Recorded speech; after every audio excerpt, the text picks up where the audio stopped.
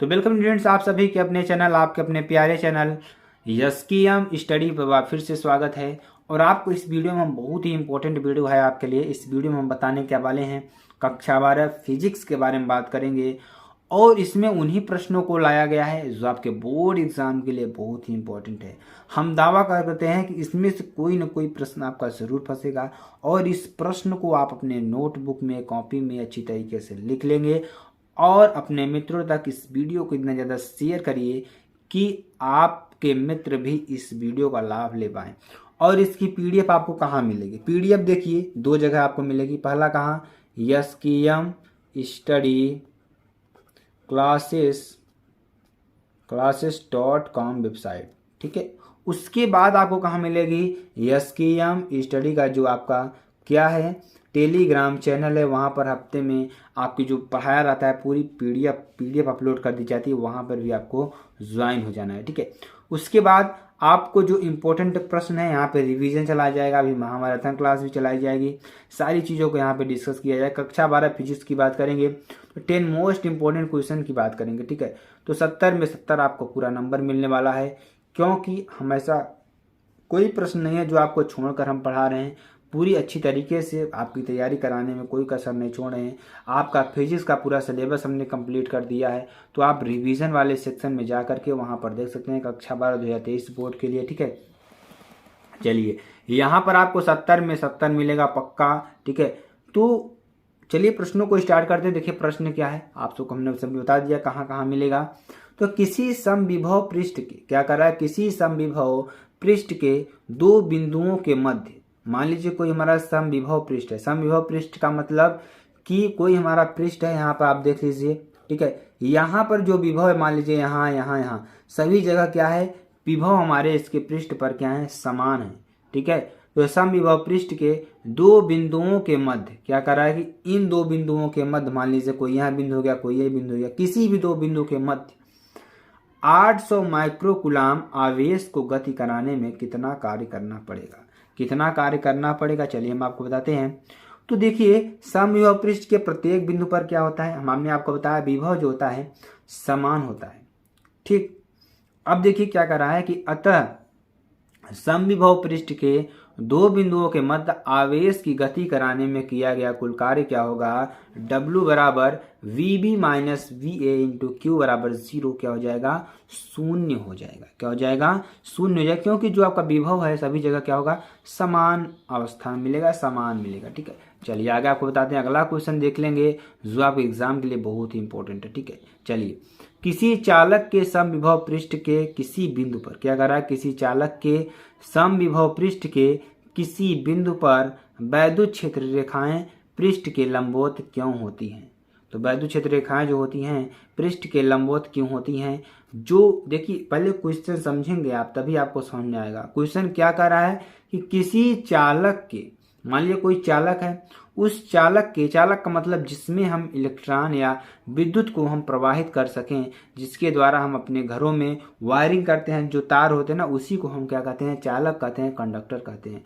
तो के समविभव पृष्ठ के, इसके कोई हमारा समविभव पृष्ठ के किसी बिंदु पर वैद्युत क्षेत्र रेखाएं जो होती हैं पृष्ठ के लंबवत क्यों होती हैं? जो पृष्ठ के लंबवत होती हैं क्यों होती हैं? तो यहाँ पे आपको देखना होगा कि समविभव पृष्ठ के, मान लीजिए समविभव पृष्ठ के किसी बिंदु पर वैद्युत क्षेत्र रेखाएं जो होती हैं पृष्ठ के लंबवत क्यों होती हैं। चलिए अब इसके बारे में थोड़ा समझते हैं, ठीक है। तो यहाँ पे आप देखेंगे समविभव पृष्ठ के किसी बिंदु पर, समविभव पृष्ठ के किसी बिंदु पर वैद्युत क्षेत्र रेखाओं के पृष्ठ के लंबवत, जो वैद्युत क्षेत्र की रेखाएं हैं उनके पृष्ठ के लंबवत नहीं होने की स्थिति में वैद्युत रेखाएं एक दूसरे को परस्पर काटेंगी। क्या करेंगी, परस्पर एक दूसरे को काटेंगी, जिसके कारण देखिए क्या कर रहा है कि समविभव पृष्ठ में क्या होता है, किसी बिंदु पर जो वैद्युत क्षेत्र रेखाएं हैं पृष्ठ के लंबवत नहीं होने की स्थिति में वैद्युत रेखाएं एक दूसरे को परस्पर काटेंगी। जब लंबवत नहीं होंगी, तिरछा जाएंगी तो दूसरे को काटेंगी, तो ठीक है, जिसके कारण वैद्युत क्षेत्र की कटान बिंदु पर दो दिशाएं होंगी। क्या होंगी, दो दिशाएं होंगी जो कि असंभव हैं।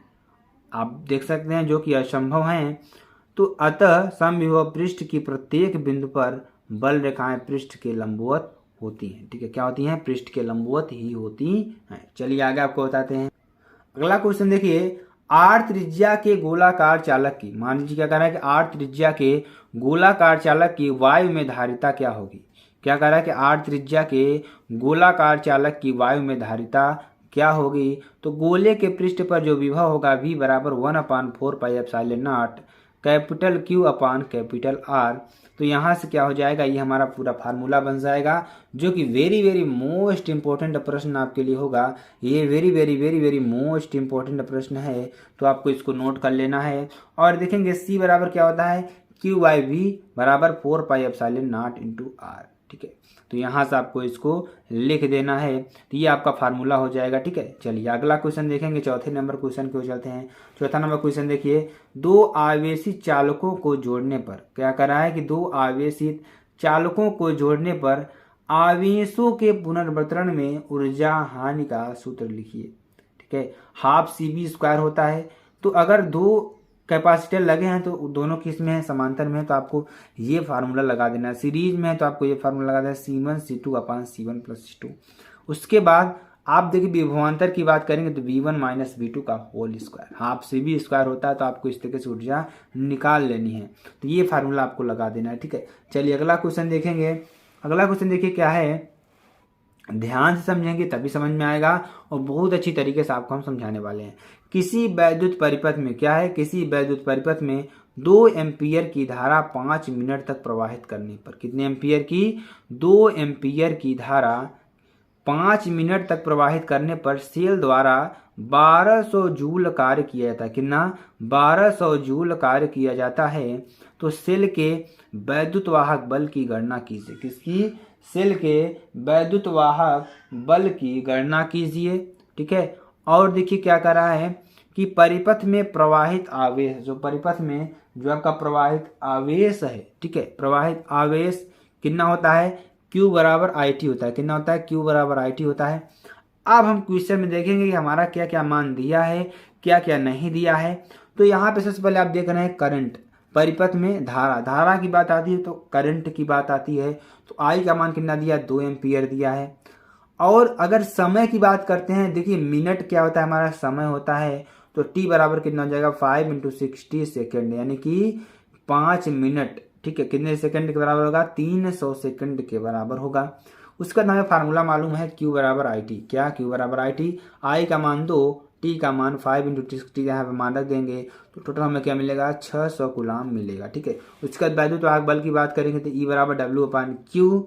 तो E का मान हमें कितना दे रखा, E का मान हमें निकालना है, W का मान कितना दे रखा है, 1200 जूल, और Q का मान कितना निकाले हमने, 600 निकाला।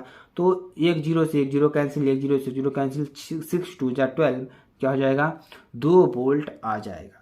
तो ये आपका प्रश्न था, बहुत ही इंपॉर्टेंट प्रश्न है, इसको आपको लिख लेना है। वेरी वेरी मोस्ट इंपॉर्टेंट प्रश्न है, बहुत बार एग्जाम में आया हुआ है, तो इस प्रश्न को अच्छी तरीके से आपको लिख लेना है। चलिए अगले क्वेश्चन की बात करते हैं। अगला क्वेश्चन देखिए, अगला क्वेश्चन देखिए, स्वप्रेरण का अर्थ समझाइए। किसका, स्वप्रेरण का अर्थ समझाइए तथा स्वप्रेरण गुणांक का विमीय सूत्र लिखिए।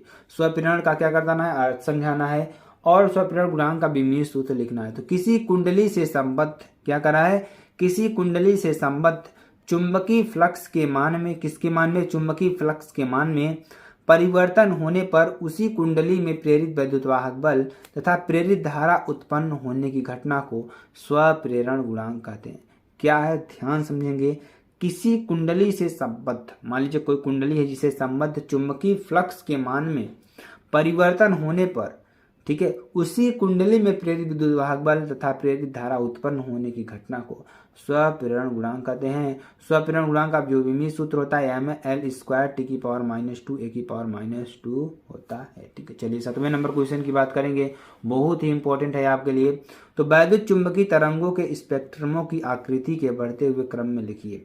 जो वैद्युत चुंबकीय तरंगें होती हैं उनके स्पेक्ट्रमों की जो आकृति होती है उसको बढ़ते हुए क्रम में आपको लिखना है। तो सबसे पहले क्या होगा, सबसे कम आपका मतलब रेडियो तरंगे, उसके बाद माइक्रो तरंगे, उसके बाद अवरक्त तरंगे या विकिरण, उसके बाद दृश्य विकिरण, पराबैंगनी विकिरण, एक्स किरणें तथा गामा किरणें। तो गामा किरणें सबसे अधिक होती हैं ठीक है, चुंबकीय तरंगों में सबसे अधिक होती हैं। तो ये आपका आंसर हो जाएगा। चलिए अगला क्वेश्चन देखिए, नाभिकीय श्रृंखला क्रिया में क्या करा, नाभिकीय श्रृंखला क्रिया में क्रांतिक द्रव्यमान से क्या अभिप्राय है, किससे क्रांतिक द्रव्यमान से क्या अभिप्राय है। तो नाभिकीय विखंडन की श्रृंखला अभिक्रिया में विखंडन पदार्थ का क्रांतिक द्रव्यमान वह न्यूनतम द्रव्यमान है जो पदार्थ में श्रृंखला अभिक्रिया बनाए रखने के लिए आवश्यक है। ठीक है, चलिए अगला क्वेश्चन देखेंगे, बहुत ही इंपॉर्टेंट ये भी है।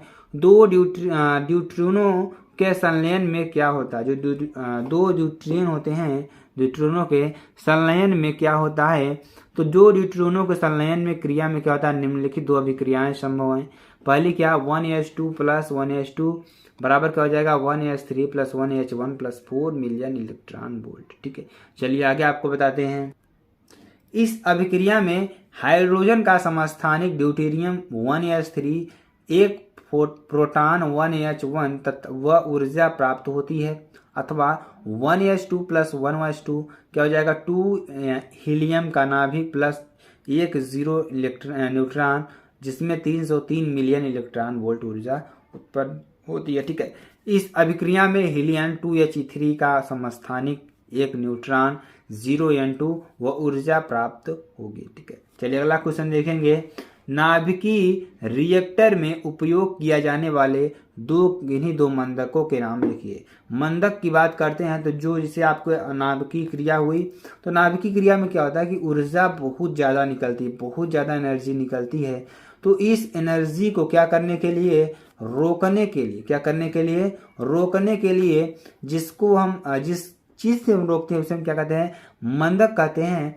तो मंदक कौन कौन से आपके आएंगे, तो आपके मंदक आएंगे, पहला क्या हो जाएगा, ग्रेफाइट। ग्रेफाइट की छड़ को लगा देते हैं तो जितनी ऊर्जाएं निकलती हैं उन ऊर्जाओं को यहाँ रोकने का कार्य करेगा। उसके बाद हमारा क्या आता है, भारी जल, जिसे आप ड्यूटेरियम कहते हैं, D2O होता है, क्या होता है, D2O होता है। तो इसका उपयोग करते हैं मंदक के रूप में। तो मेरे प्यारे फ्रेंड्स, अगर आपको वीडियो पसंद आती है चैनल को लाइक शेयर कमेंट सब्सक्राइब कर सकते हैं। फिर मिलते हैं नेक्स्ट वीडियो में नए टॉपिक के साथ, तब तक के लिए जय हिंद।